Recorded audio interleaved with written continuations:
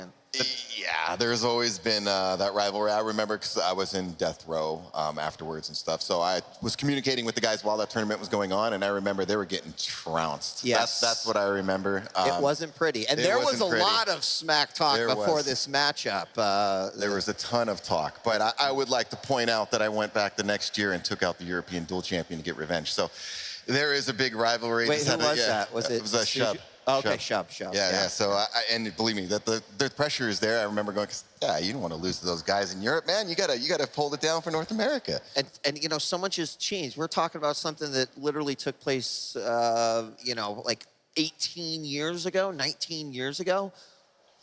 We know how to play team games now, right? These teams know how to communicate. So suddenly you like take that out. It is all about the skill. It is all about how well do teams play against each other. But I don't know, had you ever heard that story, Jar? Yeah, and I think it's fair to say that the rivalry has extended a little bit past like bad call-outs in the map. Of course, yes, yes. But it didn't exactly catch on, is the thing. Yeah, it definitely didn't. And I mean, I think what's also, you mentioned we're writing new history. And I always feel like that first event where the opportunity happens for them to meet up really sets the tone going forward. I mean, there is not only already amazing amount of history and storylines here, but you know, now we get to see who is going to be chasing that rival back. And I know that, I mean, being a U.S. resident, I won't lie, I would like to see U.S. team win. We show no bias up here on the desks because we've got great players, but for the sake of NA versus EU rivalry, we need a victory. I'm just throwing it out there. It's always difficult to decide, though, because like you said, you can throw out all the trash talk you want, but unless you can play on low ping, you can't really prove anything. And, you know, we've seen players who have been throwing words at each other for maybe 15, 20 years. And sometimes QuakeCon is that first and only opportunity to actually make, you know, the truth come out. Yeah. It's very true. And as they continue to get ready, we're about to jump into Team Liquid versus Myztro. And we talked a little bit about sort of the skill set and the and even the champion level that we have across both of the teams. And you know, I want to just shift focus a little bit to that new blood, right? I'm really impressed at just how many teams that have come from other games or new duelers that have sort of said, hey, I've kind of been playing in the background with friends and I was always the best of the best. And now they're here kind of, you know, entering in. You've also got the story of folks like Vu who maybe have taken a little bit of a break, but certainly didn't seem like they skipped a beat. And that's been amazing to me is you've got a lot of players here who might have kind of just been doing their own thing for a few years and now are right back at it. Machiavelli, you know, is it kind of like riding a bicycle, right? Yeah, you know what, it is. It is, because when you get to a certain level, like Vu and some of these guys have been at, you're at that top world-class level. Granted, when you come back, you're not there still. Got a little bit extra work to do. You got a little extra work to do to get back to that top echelon, but your starting point, your ground floor is so much higher than most other people because you have that experience to draw on, right? So yeah, anybody with experience in Quake, especially tournament experience, winning money or anything like that, they can take years off, come back. They won't, you know, they're not going to go beat Rafa or anything right away. Right. But they're going to be competitive. All right. Well, it sounds like we are ready to go. Our first matchup here for the Quake World Championships 2017, brought to you by AMD. We are live for QuakeCon 2017, and let's shoot it over to the casters to get the action started.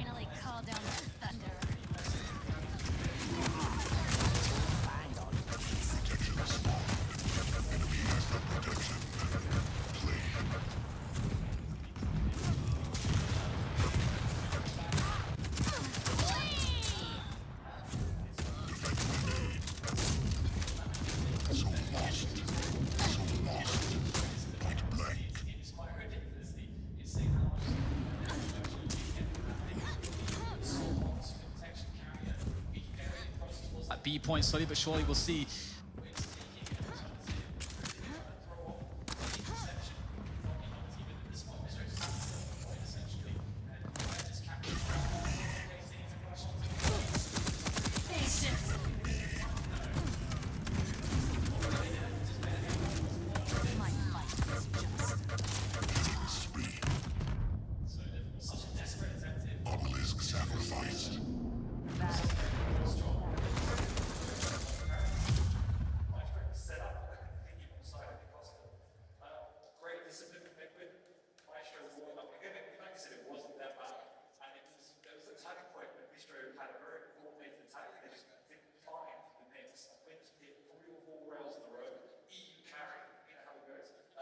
Round 2, fight. Bozo.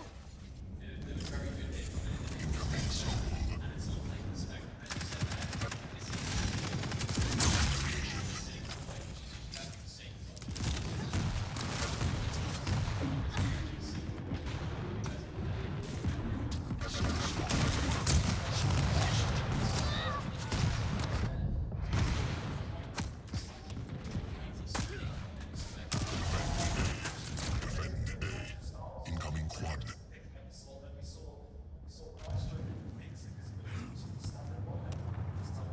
Stopwatch.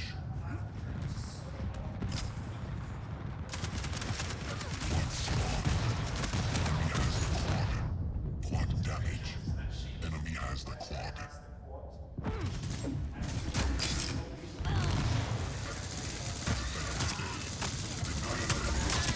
Breaker.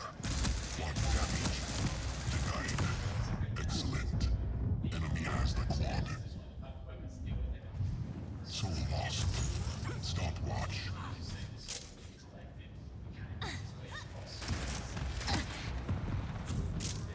Your team has the quad.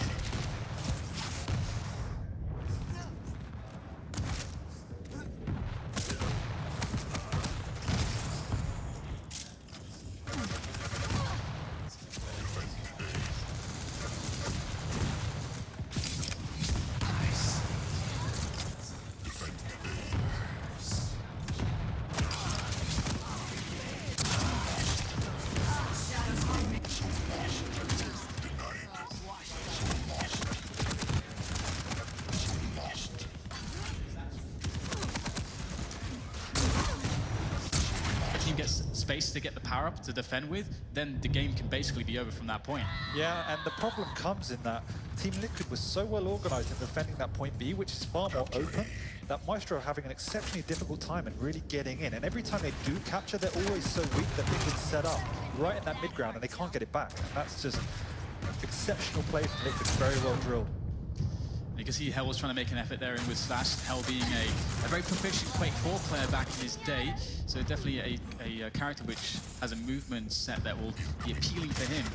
But again, he was sort of alone in that attack there. But you do want to try to get someone onto the point, and as you mentioned before, Slash is a great hero or champion to get onto that point. Yeah, no, Slash really is. But the problem is, if you don't have that follow-up, then it's completely useless. We see a Telebrag coming out there. From Wins. Yeah, and he's the wins on the protection already, having the Soul on that point. How on earth are they going to get in there? Now, this should surely be another 20-30% going towards Liquid. This is a very, very desperate situation, but we do know this to be one of Myztro's worst maps, I think it's fair to say. For sure. We saw them in the regionals picking out the clutch. And the reason I like them when they play with the clutch is because it really tackles that key deficiency that we've seen in this map, in that they lack coordination as a team. And when you have that...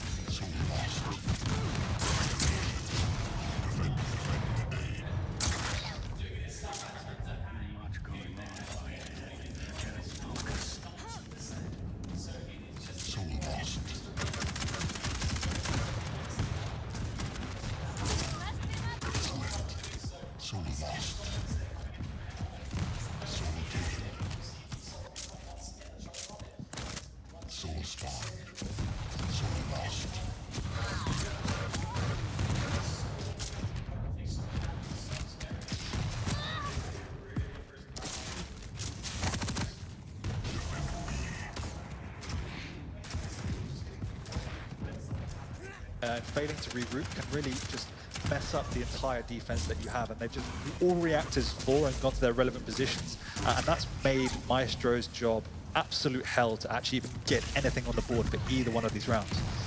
And here is the steal attempt from Liquid. Myztro getting a few percent on the board at the moment. Here on point A, it's going to be a hard one to hold though, as the pressure is unrelenting from Team Liquid, just rushing in at the moment, trying to see if they can get some pickoffs. It's not going too well. It's like... Yeah, and all of Myztro are so weak. Look at their health bars. They're all on like 10 health. All it takes is for a Nyx to come in and snipe them all off. And the question, though, is whether or not they can regroup to get anything done here, because this is the problem. The power up will spawn, and Liquid have so much of a buffer percentage to work with on their side of things that they are able to get that power up, get the steal. Yep. They're throwing it across now towards Rel, going for the fastest throw line with that Salt. And look at him moving us forward, just making sure, shepherding the way, the quad's going in front, bullying the way for the Soul.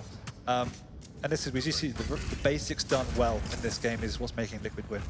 And now they're just playing it safe, just going for the suicide there to transfer the quad onto someone who is healthy and onto the Anarchy as well. So much interception potential here, but perhaps that moment when they were switching the quad actually allowed the steal to happen there for Myztro, but it looks like it will only be momentary, and perhaps this is just an inevitability now. 99% Liquid going for the defense, still keeping one on that obelisk, another one sneaking on there, but they will be eliminated.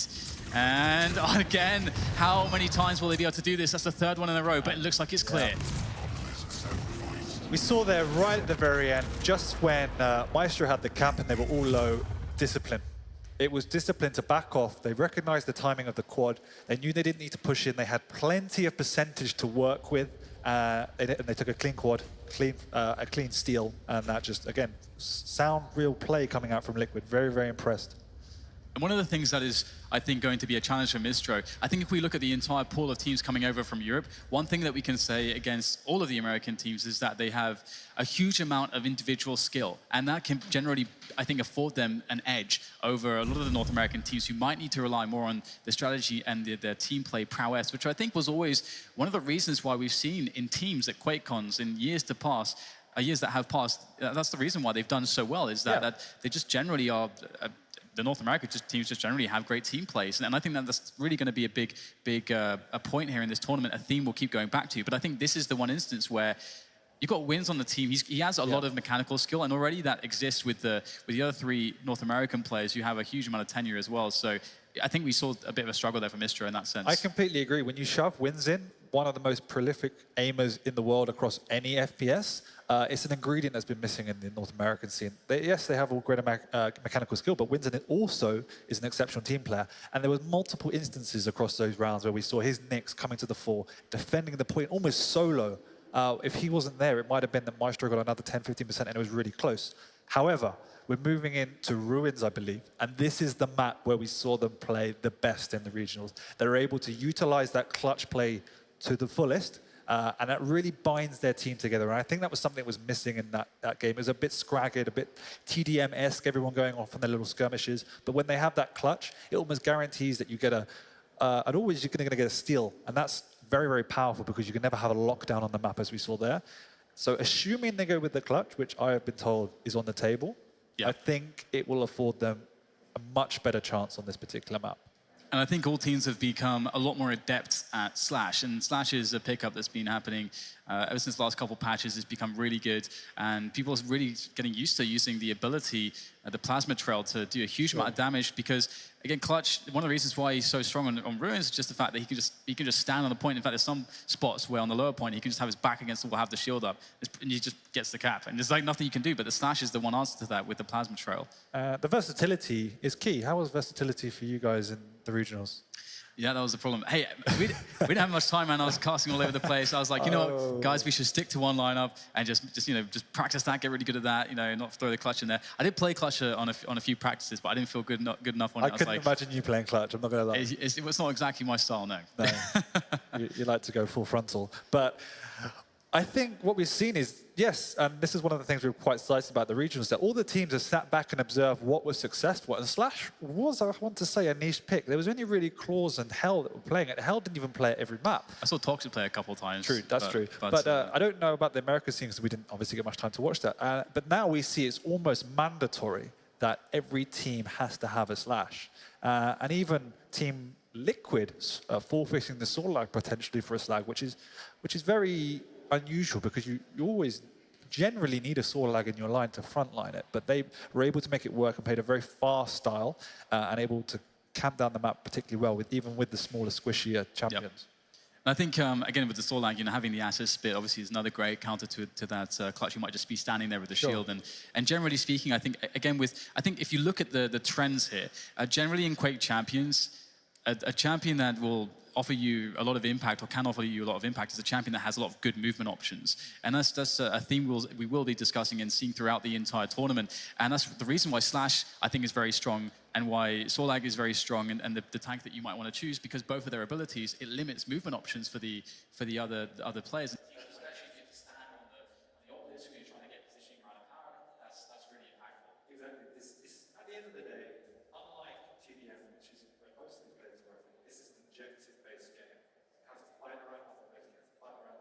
So you have champions with abilities to control those areas, for instance, defending the obelisk. If that nullifies with one attack, you then put your team under 15-20% more than that. There's extreme pressure on the team to mobilize quickly, and every subsequent attack becomes a little bit better and a little bit better. That's why we do see these massive score gaps, because it just increases the pressure, and you see the coordination starting to crumble as the pressure comes in. I would really like to see on Ruins, and we might not get to see it especially in the tournament, but if you're not too fast, they became quite well known for playing a 4-tank lineup, which I don't think was a 3-tank lineup. So, I mean, if they were going to do it, that would have to do it, but yeah. I would love to see it. I'm a big fan of the tank champions, but at this point in time, I think throughout the tournament, it's going to change slightly, but at least in the practice leading up to this, it's been very small champion meta, each one's the quick one.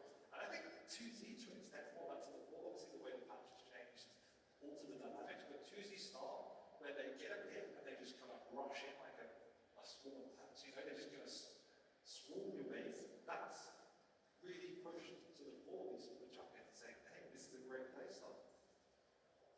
It's actually fun to see wins again, because he's put him on some muscle, man. He's ready to crush skulls between his biceps. Well, we try to do some things and other things. You're going to the gym 3 times a day. What's that about? Why are you doing that? I've got a lot of time. Yeah, you just hate yourself. I have a body dysmorphia or something. I don't know. Just have to. Okay. Let's not. Okay, this is probably a topic we shouldn't investigate further onto. It helps my aim.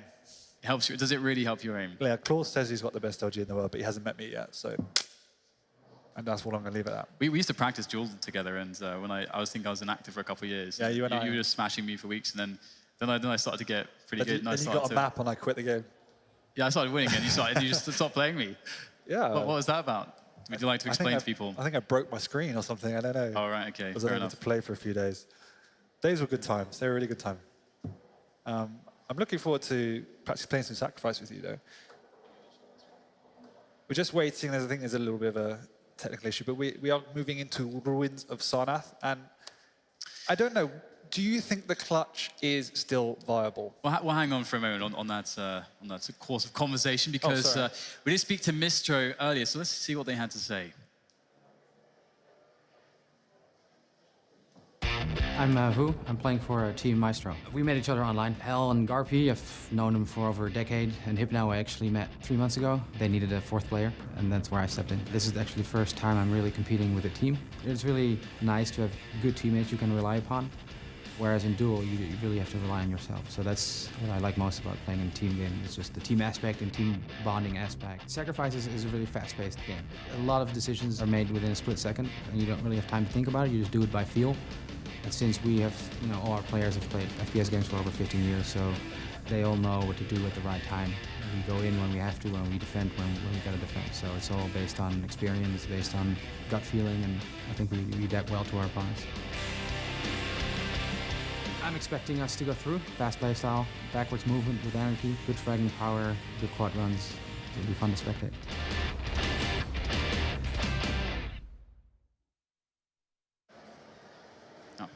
So we're back. We are back indeed, and just hearing a few words from the legends there. And that's the thing as well. A lot of people, because they might be very familiar with Quake history, they might not be as familiar with the history of UT, because we've got Hypno sitting there, and he's a legendary UT player, a championship level player, being able to just win a huge amount of duel titles. One of the best duelers in the history of UT. So just the first 2 players on camera there, the combined experience is pretty remarkable. And then you have Garpy, Half-Life world champion from, I don't know, 25 years? I don't know, 20 odd years ago? Yeah, exactly. And then Hell from Wales. It's hard to live up to the level of experience there. But Hell, of course, is a player that's been playing at the top level of the European scene forever as well. I mean, he's a guy that has been bashing heads with all of these names in Duel, in Quake 4 and Quake 3 back in the days also. And I used to play. I mean, he's been very prominent in the UK scene. We've played against him for a huge amount of time as well. So he's incredibly experienced. He's got a lot of lands under his belt. Yeah, and it wasn't showing in that last map. That's the problem. All of these guys, we look at their backgrounds and we say, yeah, they're all world champions. They're all top quality players, which is absolutely true. But they don't generally have the team background. And this is one of the things we found when we were speaking to Zacubus, the manager, previously, is that when the pressure comes on and when they haven't got that coordination and that focus, you generally see them branching off and doing their own thing in a very TDM-esque, jeweler-esque style, and that really costs them against a very well-oiled machines, should I say, such as Liguid, which we just saw great coordination coming out throughout both rounds, and it's a big difficulty. And this is why I asked the question: do you think the clutch is still viable? Because I think they do need it just to gel that team. Yeah, I think you're right. I mean, we did actually speak to Zacubus a little bit before at the regionals, and he was describing generally some of those issues. Also saying that, as you mentioned, your clutch was a really cool focal point to sort of bring them together, and because, as you say, they have the intuition of dual players. Ultimately, I think that's a really good point to bring up, and it's one of the struggles that they might have to deal with, and it's something that they will have to overcome if they want to if they want to go very deep into this tournament where we have a lot of very skilled teams. And I have to say, that's one of the things I do really love about Team Liguid is, and watching them, and is the fact that these are amazing team players, and it's a very different mindset to have, and it's again one of the reasons why a player like Rafa or Dahang, for example, and Wins as well. They are all 3 of those players are incredibly good in both individual and teams, and that is quite a remarkable thing to say, that you can be so good at both disciplines. It's not a commonly held onto thing. No, and I agree. I'm loving seeing Rafa winning on the Anarchy, because his role is so well suited to what he does. And again, we spoke about, they have Wins in there just to fill that real aim-heavy, team-based role. And it just seems that they found a great strategy that's working for them. Absolutely, and it does appear we do have a technical difficulty causing a delay, so we'll take a quick break, but we will be back here at the Quake World Championships.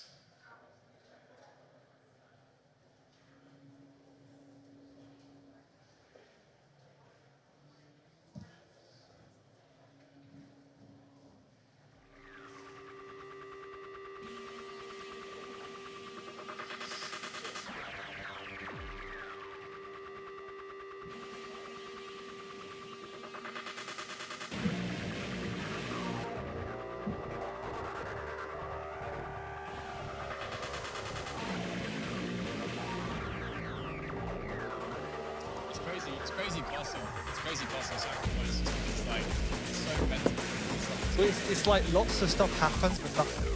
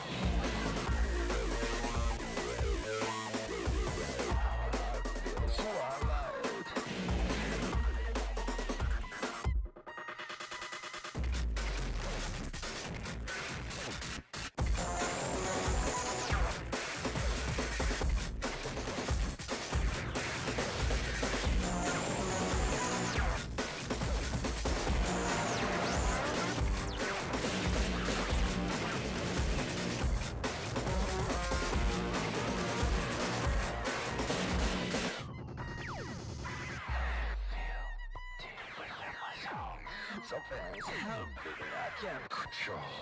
I feel a place so dark. Somehow I feel.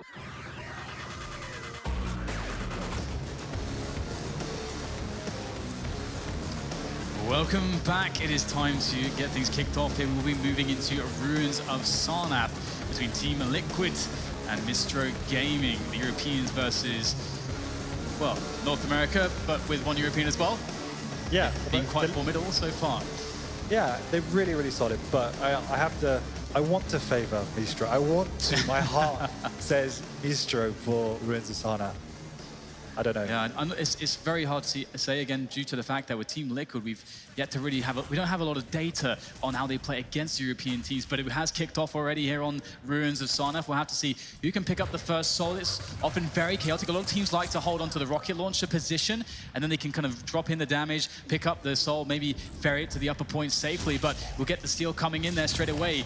And again, so much chaos. Who's actually going to end up with it, though? Looks like the cap will be happening here onto the lower point, and it will go to Team Liquid. And we see no clutch coming out from Myztro, and I guess that validates the fact that they just don't think it's viable anymore. And that worries me because I think even though it's not strong, they just need that focal point where they can base their play around that clutch's shield. It's definitely a very difficult play style as well. Pats, if they're not feeling confident with it, I can understand, I can sympathize. It looks like the powerful spawn, the quad damage is active somewhere. And of course, Liquid already up to 20% here. And it's very important to have the right positions when you're holding this defense. We'll see if they can do that because, again, you know, Wind has this quad. He's coming in from the connector, the upper stairs point, and he will recap it straight away for his team. But you can deny a lot of the close spawns when you actually get set up, and you can really snowball things very quickly on this lower point. It gets honestly really difficult to deal with. Yeah, and Wins' play across both maps we've seen so far has been incredible. His positioning is spot on. He plays that next to a T. Nobody finds him, and he does a massive amount of damage, and that just makes Myztro's life hell trying to get in on these obelisks. Absolutely, and right now it's actually a problem for Liquid because they haven't stabilized control of the stairs that we could see actually being pushed, and Wynn's trying to defend, eventually going down here. You see Liquid still able to go for the defense here, but it looks like Myztro have made a decent effort. 4 players on the point for the steal, but the question now is whether they can get that across, and I think it's being recapped here. Yeah, and again, we see 3 frags in a row coming out from Wynn's, just popping, didn't even pop the Ghost Walk, just great positioning, standing at the back, picking people off. Nyx is so annoying. You never know if they're going to go in Viz, re-engage, or just go to a completely different location, and you're just left there just thinking the worst and preparing for them to basically appear from your back. So very annoying hero to play against. Wynn's putting it to expert use, and already 70% here for Liquid. Yeah, the next power-up is going to have to be good for Myztro. Well, this is the problem. Like, do they even have time? Because it's 26 seconds, 74%. I don't think they can commit. They have to steal this obelisk. We shall see. It's going to be a tight one, that is for sure. And at the moment as well, Liquid can actually, essentially, they go straight for that power-up. They can risk it if they want to, and it is a protection. Protection incredibly strong. It's the power-up that Myztro needs, but if they don't get it, if they lose that protection, that could be it for them in this one, and they'll get the steal, but will they be able to cap it? It doesn't matter, and it's a quad. That's really unlucky. Oh no, sorry, my bad, it is a protection. I completely missed that. But step it up.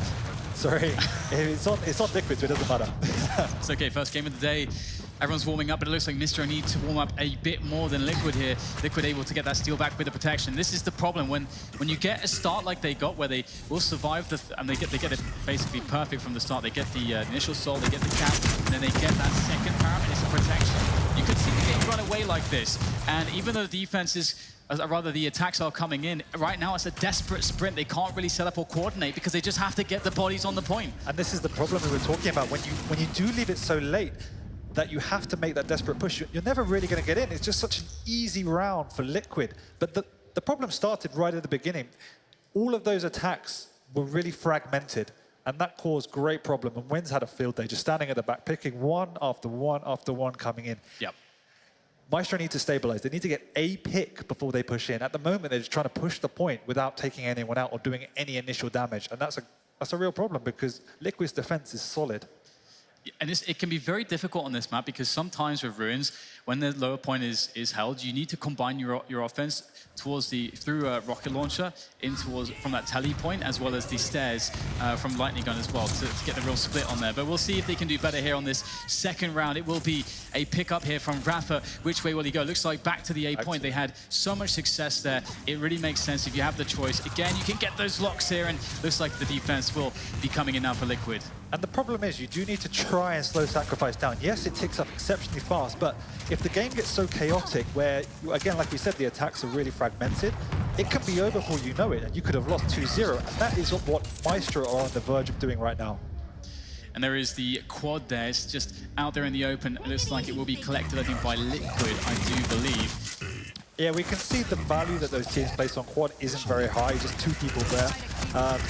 As the power-up, it's not exceptionally strong, as we said, compared to the battle suit, so not the end of the world that Myztro didn't get that. Trying to clear everything out here, but Myztro not able to really make it happen. They do get the steal eventually. Who looking to get out of there, but it's going to meet the pummel, the gauntlet of Rafa, and he will be able to pick it back up for his team and get the cap back onto way. Myztro in a sorry state of affairs at the moment, as the quad will now be gone, but Rafa still holding on to things. Very low, but his teammates are coming in to help him out.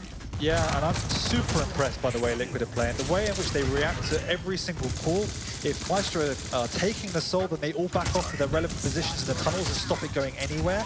Otherwise, they're just keeping stacked, maintaining their positions around the obelisk. I mean, it's just absolutely flawless, but textbook play. And it's always interesting to see how teams actually position people when you have a defensive setup. But to hold that fort here, we have a good push coming in here. But the rocket there from Rafa's very good. A huge amount of damage. The throw will go out to the teleporter. We'll see, though, whether or not this will actually be called. And if Myztro can get a good, Team Liquid can get a good interception. The power-up is coming in about 40 seconds as well. So that's the next obstacle if Myztro are to cap. But yes, and once again is the dilemma. Do we commit full for this power-up, or do we go for the soul? And they decided to go for the soul. Able to get the cap here. The slide all the way up those stairs, but again, this next power-up is absolutely crucial. If this goes to Team Liquid, if the protection falls into their hands, that could be it in this first matchup between Liquid and Myztro. They must get it, and of course, they know that they have to prioritize so much to get it. If they get a free back cap of that soul, go straight back to the base of Team Liquid here, but who got the protection? It was Liquid on Rafa. Oh no, this is so bad for Myztro. Yeah, Mystro's organization just wasn't there. I think there was only 2 guys from Myztro there against the 2 or 3 of Liquid, while others were pushing out in random directions. Again, it's just showing, I don't know if it's rust or what it is, but Myztro isn't on their game today. Yeah, and I mean, Liquid, they're showing great team play, great coordination, and also they are showing that they, from an individual perspective, that they are stronger right now, and they hit, so they basically have all parts to the formula. Yeah, and the European teams coming in here were coming in extremely confident. Nobody really knew what to expect. You always see strong team play coming out, but to see this level of coordination and the literal demolishment of Myztro, I think 2Z, not too fast, you need to start watching out. Absolutely, we'll have the last desperate attempts here made onto the obelisk to try to buy an extra few seconds, but it may all be for nothing. Though, that said, 4 quick kills coming in from Myztro. Perhaps there will be a steal in play, but again, it's the interception game for Liquid, and they've been great at that. And the problem is now, Liquid will all spawn on this side of the map, and as we see them swarming in, yes, they don't have weapons, but they've got health, and that's all you need at the end of the day. Look at that pressure. There's no setup. Myztro are not able to even get it to a situation where, okay, they've got a defensive setup and they're just stabilizing. No, it's just a straight up steal straight away from Liquid, running it back to their base safely. They got pretty much everybody on the obelisk. Nice. Wiz has to hit everything, and he is doing so pretty effectively. We'll whip that one, though. We might be able to get out of there, but for how long can he stay alive? It was nearly enough. Wiz's play has been unbelievable in these last few maps. Looks like the Soul will be making its way back onto Garpy here, but again, the power-up is coming very soon. Absolute chaos here. And again, Liquid are the team that can essentially back by just getting the carrot. They can let the Soul go. They've got so much time to work with. And it will actually be a quad going to hell. This is how you want to get back into it. I'm sure they would have preferred a protection here, but a quad will do nicely as well. Yeah, but again, we can see Liquid not really committing. They've got a lot of time to play with, and this is where they just need to stabilize, get the weapons, maybe get an armor, set up and push in as 4. Something Myztro have failed to do for the majority of the game so far. And holding this upper point is always very interesting, because it's always about how the other team decides to pressure you. Some teams like to throw a lot of players up from the heavy jump pad and coordinate that with attacking players from Rocket as well. And that can really be problematic if a team doesn't emphasize players on the point. And it looks like Liquid, they waited for a while and then they went for a beautiful coordination. This really speaks to their team play. Yeah, it was beautiful. You got 2 guys coming in from the lower side, 2 coming in from the other side, and that just splits up Myztro. And without effective calling of targets, I mean, you're just going to get fragged and you're going to get them stolen. And there it is. Liquid convincingly taking down Myztro. What a fantastic start for what is essentially the dream team, the North American hope. That's how they want to kick things off. And honestly, a lot of teams will be looking onwards, and they'll be, you know, perhaps sweating a little bit, seeing the performance there out of Liquid. Yeah, I mean, it was business as usual. I think that's what Rafa would say. They didn't even really be tested, and that's just testament to the standard and stable way in which they played, and Myztro could not get past that. It was very effective, and if I would be worried if I was one of these European teams coming into this. And that's the problem too for Myztro. I mean, you have a situation where they were able to, on Ruins of Sarnath, like as we saw in the last round, okay, finally they can get the Soul on the point, and it's not instantly stolen back, because the pressure from Liquid was often so good with all the squishies, they're so quick, that they weren't able to ever get that set up. But then it's a question of, okay, how good can you defend when we give you some space to get a setup, and then we go for a 4-man attack with coordination? And then it's just about that pure offensive ability versus the pure defensive ability, and Liquid, they only needed one good coordinated attack, so exactly. A lot to be talked about there for Myztro as they go back into some practice and discussions as they start to await their further matchups. I feel a bit sorry for them. They obviously didn't play to their game, but it's just Liquid did an exceptional job. And I have to say that obviously we've been speaking about Winston, how well he played, but his life was made very easy by the fragmented nature of Myztro's attacks, that they were coming in one by one. He was taking a great defensive position. They were always weak when they were coming in, and he was just cleaning up. So really great play from Liquid. I'm sure now they've got confidence going in. On the flip side, I just hope that does not dishearten Myztro too much, because they've obviously got 2 more games and they got one very hard game against perhaps the favorites in the tournament, and then one very winnable game. So they have to compose themselves if they want to go through. Yes, it's going to be interesting. I mean, of course, always, maybe this is some day one jitters perhaps, but we shall see what the analysts think of that. I know you guys will be happy there over on the desk. Your North American lads managed to pull it out of the bag convincingly. Sure. Yeah, I mean, you could say that. I mean, not exactly the greatest showing, but I think the theme that came from you guys as well, that we certainly saw as we were watching, was the idea of the fragmented attacks. And it was in map 1 especially what I think Team Liquid was doing so well when they lost, or they did not have control of the obelisk. They were 4-man, very coordinated, 2 from the front, 2 from the hallways, and like that is the effective way of like retaking the orb and getting it back. We saw that convincingly from Team Liquid, and I have to agree with both the casters. Myztro, they had a little bit of difficulty like coordinating a lot of those attacks, but I want to hear what you said. We'll start with you, Vic. Yeah, obviously, you could see Liquid really sticking together and watching each other's back, which is an important aspect of team play. And I can actually point to a specific event in the first map on Burial Chamber. I thought that, Myztro, they had set up in the Cathedral area, which is a good defensible area. And just to show, the Team Liquid came in with a nice coordinated 2x2 attack, came in from both entrances, had a guy going underneath, 2 guys went up the jump pads right away. You could see the coordination and attack. They stole the soul right away. It was very impressive, because that is actually a nice spot where you can get good defense going. And, they were really running the power-ups. And, Myztro really just couldn't get anything going. And you got to wonder maybe some of those on-stage jitters, jet lag, what have you. Right. They just weren't on their game, and Liquid was. So what do you think? I got to say I'm a little bit disappointed, to be honest. I'm a Myztro fan for life. And although I try to be realistic with my predictions, I did have to flip a coin to see who I would think would win. And Myztro So what do you came out think on went top. wrong? It felt like they were not a unit whatsoever. It felt that they were each playing their own game, and there was no cohesion whatsoever. And as you say, the attacks, it's just one person going in at a time a little bit. And also, I think fair play to Team Liquid. They were also getting under their skin. Some amazing fragging power we saw from them. Yeah. And that's tilting to some of these emotional players. It is, and I mean, it sets up an interesting, scenario too, because as a player, you're just like, we just need to get in and get the job done. But the moment that one trickles in and then they die and another trickles in, you're literally just like stacking yourself against more seconds that you need to have that coordinated attack. It can be really discouraging. And there was one moment where even from a viewing perspective, I was like, God, that has got it. Dehang was cross map on map 1 and just, pinging as people were spawning in. And it's like, how do we even get in to attack at that point? So, well, the first match is done. Let's take a quick look at the bracket and kind of see how that is going to set things up. We're going to have our second match popping up here in just a moment as we swap over to Group B. But there it is.